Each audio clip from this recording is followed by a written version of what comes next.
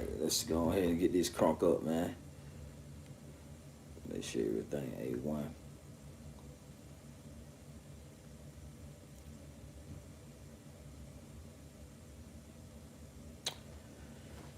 Yeah, let me get back to what I was doing, what I was speaking on earlier, man. You guys see the title. Give everybody a few seconds to come in. It's your boy Zone 6 coming at you with another video. I'm finna just kind of load up both systems real quick, man. As promised, I told you I was gonna give you probably about 3 videos today, but you know, I had to handle some business real quick. So what we're gonna do, we're gonna get to this boxing and get back to what I really wanted to talk about too. That's a subject that's long overdue, real quick. So we gonna get to the cooking real quick.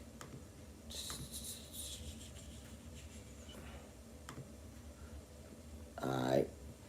And as you see, the topic is gonna be Mayweather and Pacquiao. It's becoming a classic topic. It's always been a classic topic.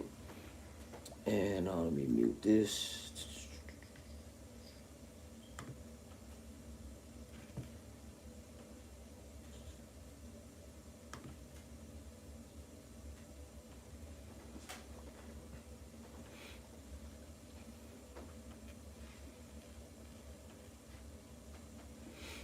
All right, man. So, okay, so this is the thing. We're in here now, man. We should be good. All right, so I want to talk on the whole Mayweather and Pacquiao legacy. At this point in time in the game of boxing, it's time to really go ahead and give a comparable, comprehensive, realistic breakdown. It is one of the classic topics that we could speak on, that we could talk about.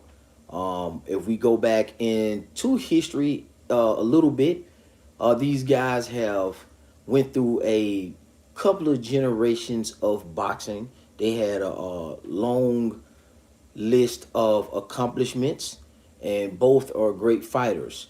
But just moving forward, post Pacquiao and Mayweather, it's time to really thoroughly evaluate these guys, and I feel like that just haven't been done, even with the conclusion of the Manny Pacquiao and Floyd Mayweather fight. But rightfully so and understandably so, because Pacquiao did have a few fights after the fact. Then you got the whole Mayweather versus Conor McGregor in the expedition fights or exhibition fights, let me say that, and stuff along those lines. So let's cook on the subject, right? So when I look at Floyd Mayweather and Pacquiao, they got to be the 2 biggest busts in boxing history. And I say that because the fight itself obviously was uneventful. Most of the all-time greats, when you start talking about Ali, he had great fights with good dance partners. When you start looking at, you know, Mike Tyson, Holyfield, the usual suspects, Larry Holmes, these guys all had great dancing partners, if not multiple dance partners. Now, Mayweather has sold a lot of pay-per-views, and so has Pacquiao. Both of them guys have taken the pay-per-view genre and blew it off the roof. They're probably 2 of the highest paid boxers in history, maybe at this current moment in current time. But it is time to go ahead and sit down and evaluate these guys. And we really haven't done that to put them in their proper place.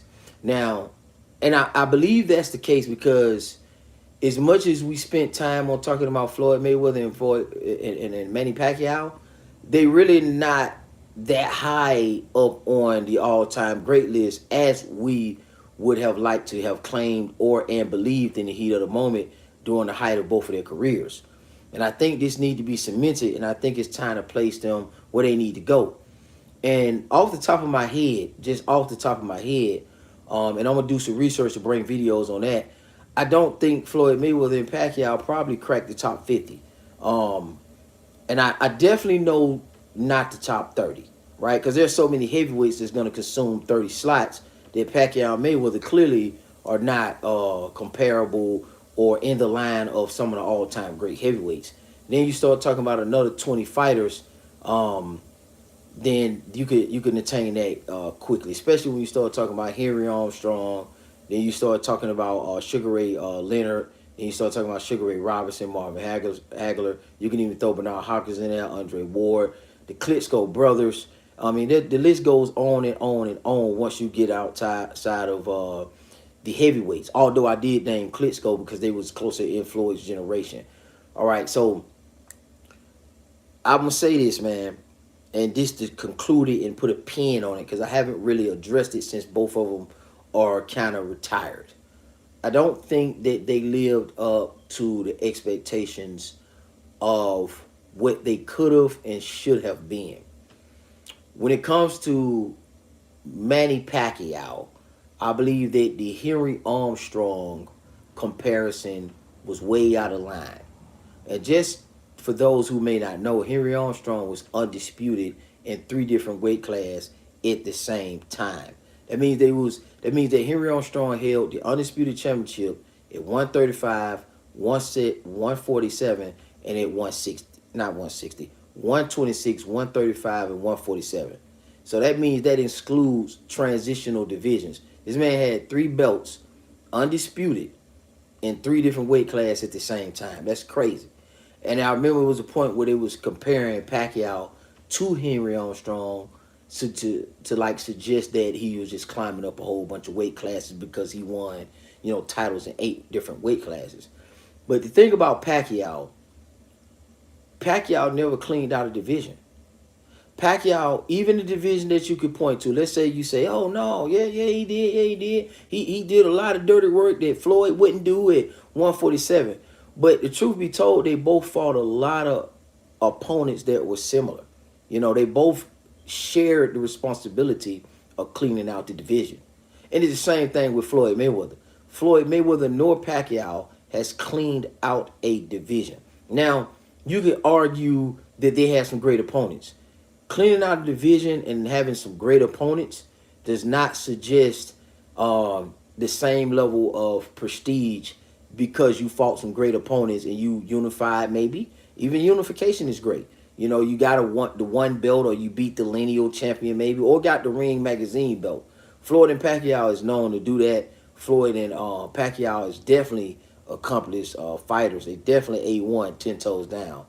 But when you look at hindsight and we can evaluate them now, you got to understand, man, Pacquiao at 147 did catch weight and have certain stipulations within the fight for some of his opponents. Mayweather also have had catch weights and certain stipulations in the contract for his opponents.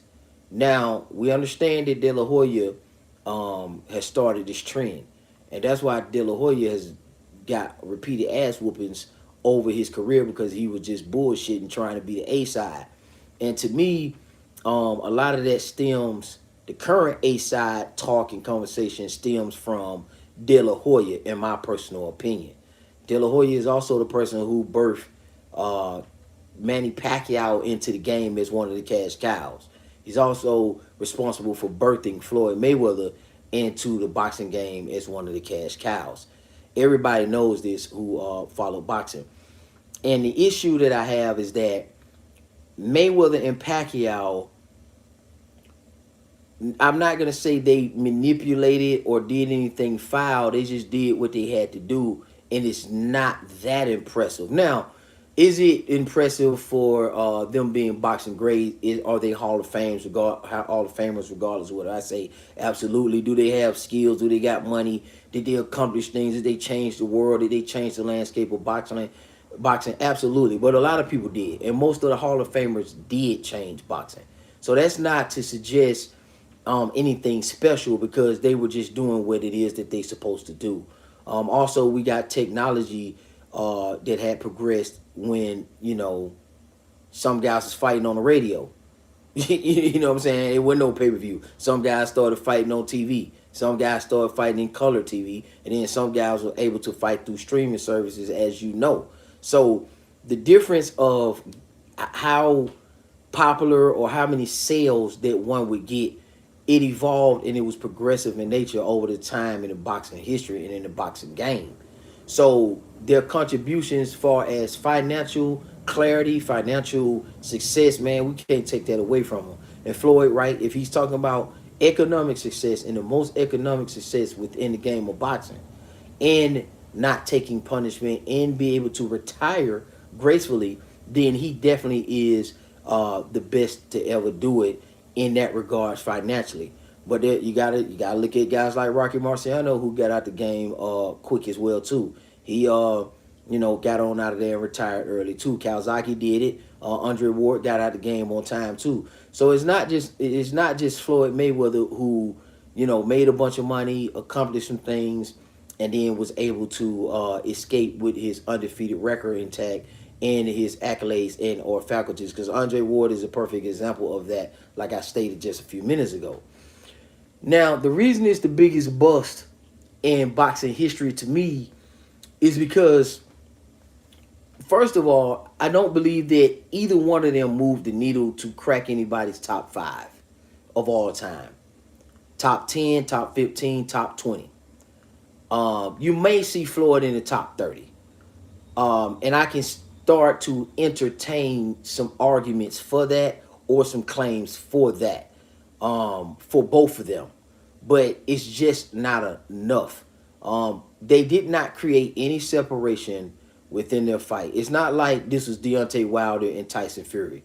And I'm going to try to use examples that's current, not to sound dated, but I'm also going to pay respect to the classic boxing fans by naming some things that is historical. So it's not like we getting Floyd and Pacquiao was comparable to Bo and Holyfield or Tyson and Holyfield, or even Tyson Fury and Deontay Wilder. It just didn't live up to the hype. And it was no separation between the two. Although Floyd got the nod, Floyd got the victory, Floyd won the battle between all the racism and all the stuff. And a lot of people really, to be honest with you, end up finding themselves burnt out on the topic. It took too long for them guys to fight. They did not fight in what was perceived as both of their primes and both of their peaks. Now, they did a lot of fighting with other people in their primes and at their peaks, but truth be told, they just didn't do it. And just for the record, when we say prime or peaks, I'm saying primes or peaks when the masses think that, when everybody thought it should have happened. Because there's an expiration date. And when I say prime, I'm really related to time, not the condition that they're in. 2010 or 2009 would have probably been the most ideal situation that we could have had. 2009, 10, and 11, even early 12, that May 2012, before Pacquiao ended up getting himself knocked out by Marquez at the end of 2012. I think that fight took place in December, if I'm not mistaken. I could be wrong, but I think that fight took place December 2012, and Marquez knocked him out in the fourth fight.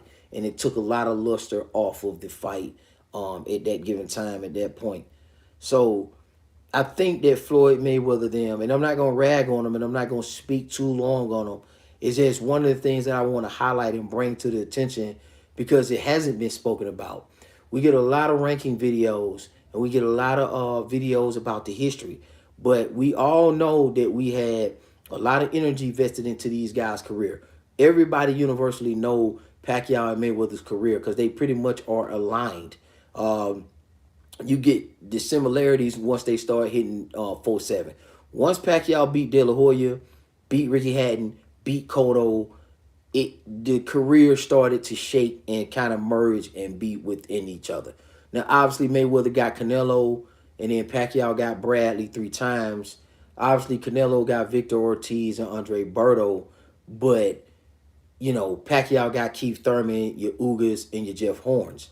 So a lot of us who've been on here for a while and newcomers, people who just follow Pacquiao and Mayweather, can probably attest to the fact that the fight, we all know, did not live up to the standard of a classic result. Whether you races or you like, or you're nationalist, whether you like Filipino Pacquiao, whether you like Mayweather because he's black, it doesn't matter. These two guys are the biggest bust in boxing history across the board. And I question their rankings on the all-time great list. Yes, they're Hall of Famers, and documentation be conversation. So these guys are in the Hall of Fame. Definitely not contesting their fights. Mayweather definitely did some great things. The way he dusted off Gotti, the way he fought Diego Corrales was good. Pacquiao and Cotto was awesome. Ricky Hatton and Mayweather was good too. Ricky Hatton and Ricky Hatton and Pacquiao was good too. So they got some classic fights. I can pop in their series and I can find spots in which I can watch it.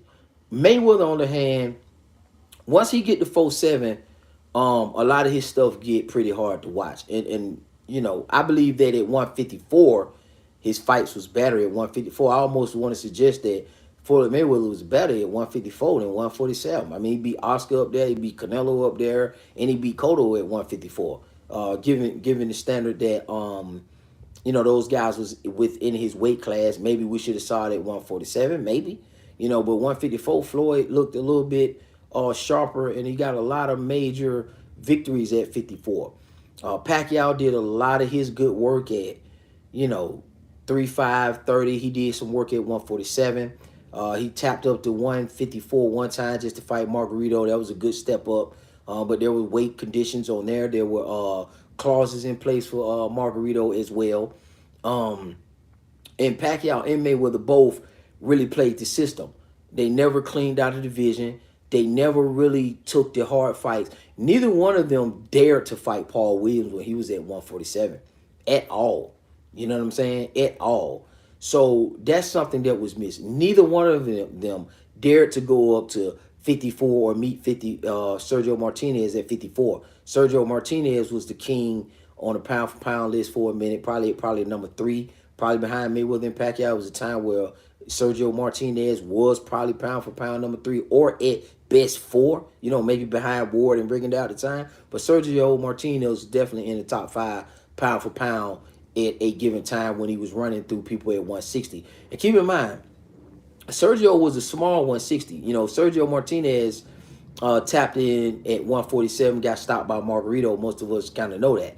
But he did propose some catch weights to fight Pacquiao, and he did propose some catch weights to fight Mayweather. Since they were doing catch weights at 154, Sergio was feeling like, hey, I could have fought those guys. Not saying that Mayweather or Pacquiao ducked him, and I'm not suggesting that.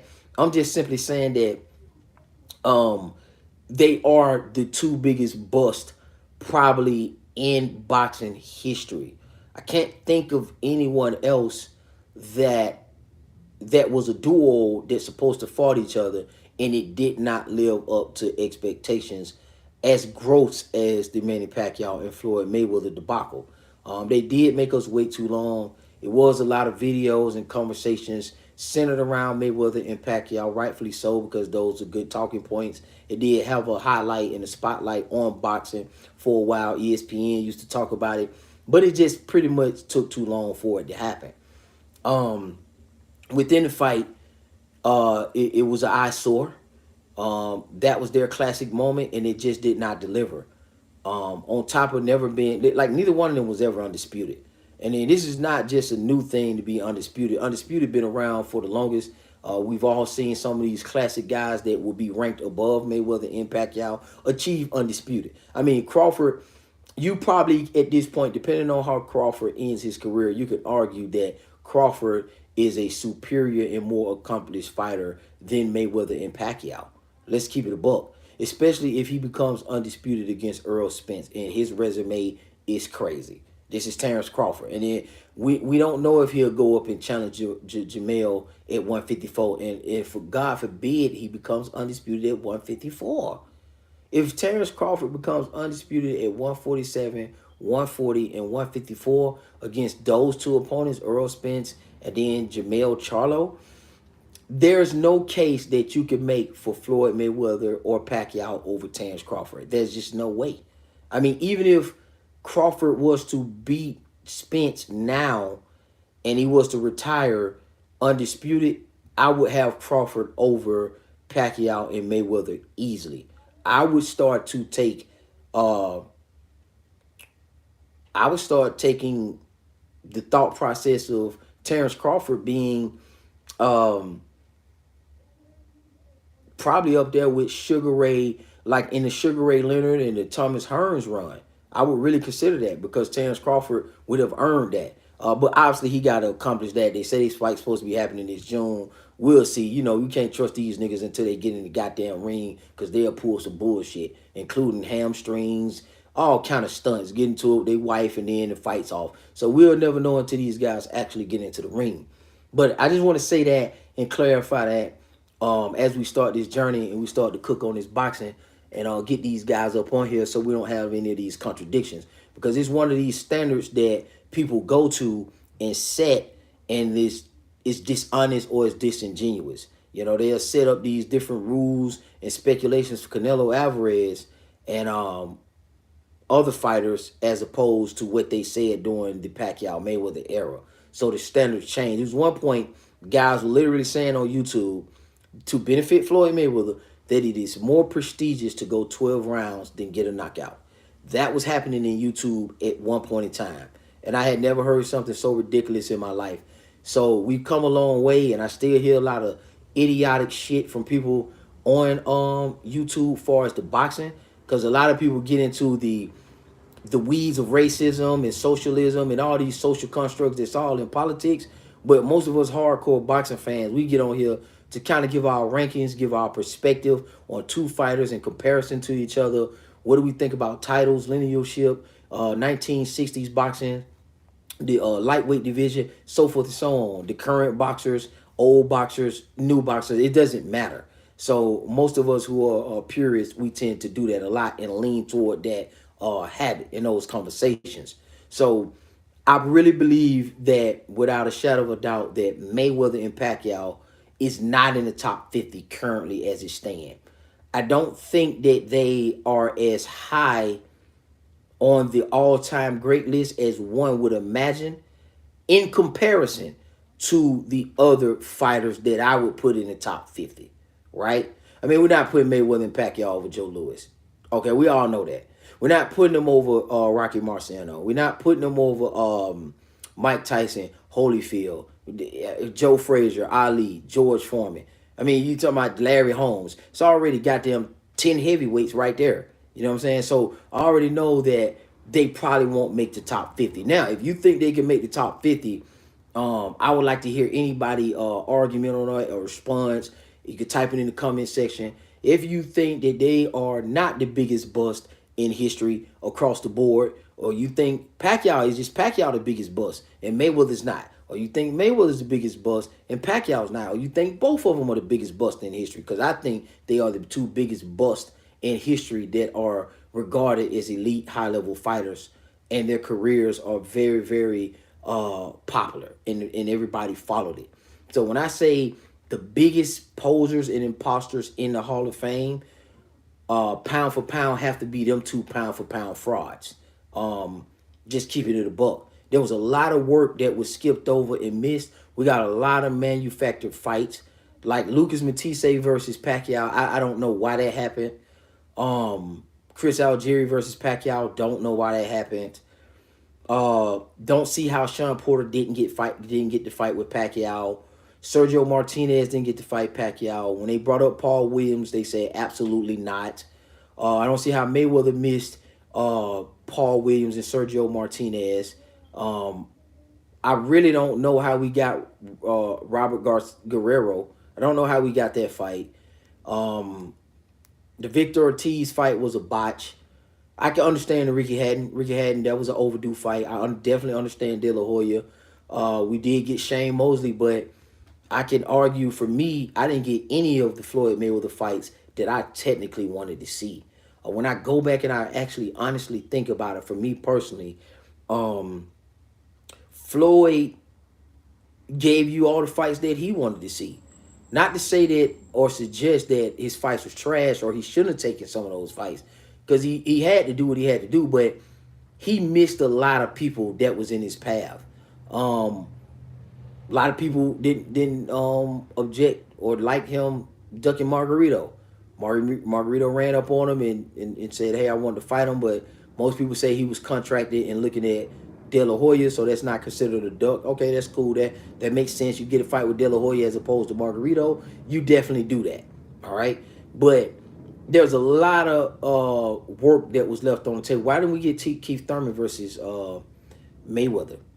I don't understand that. We didn't get Sean Porter versus Mayweather. Why didn't we get Timothy Bradley versus Mayweather? You know, Timothy Bradley just recently came out and said, man, They offered him. He said, "Hey man, you just give me what $8 million if I'm not mistaken, flat fee." Bradley definitely was worth it at the time, and if you don't know, this is at the time when Floyd Mayweather would challenge you to a fight or accept your challenge to a fight, and he would keep everything on the back end and front end, and he would just cash you out based on your worth. He'll give you $5 million, 30 million, 10 million, 15. Bradley at the time was one of the second hottest boxers at welterweight. The guy had beat Pacquiao, and he had beat Ruslan Provodnikov, and he was at the hottest point in his career. And he had beat Marquez in there. He was looking extremely good. So what ended up happening is they allegedly, according to Bradley, he said he would have took the 8 million. He said you guys, but they was telling him he had to leave Barbarian in that promotional outfit, so Floyd and Al Hammond can do their business thing. Okay, cool. Stick together, brothers. Do what you got to do. Make the money. Not mad at you, but they never got back to Bradley. Bradley said, "Man, if you wire me 4 million right now, I sign the contract and I will leave Barbarian." He said he just never got the call back.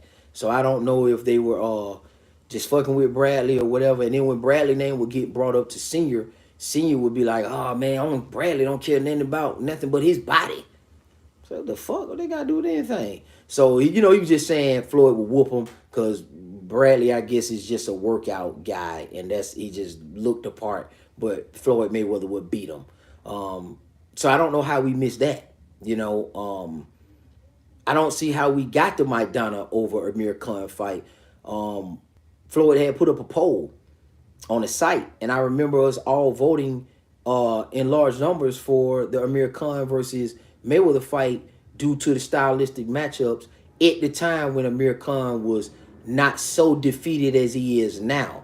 And somehow we end up getting Marcos Maidana.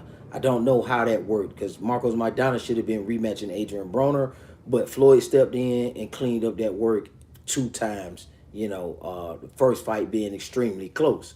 So 2 of the biggest busts in history is Pacquiao Mayweather. I don't think they cracked the top 50.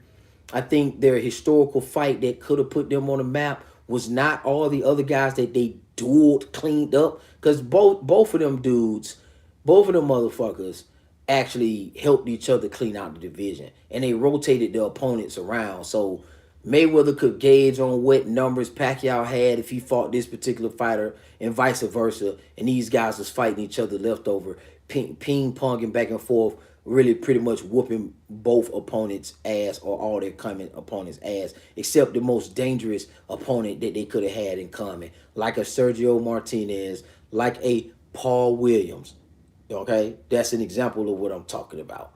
So Sean Porter, neither one of them guys fought Sean Porter at all.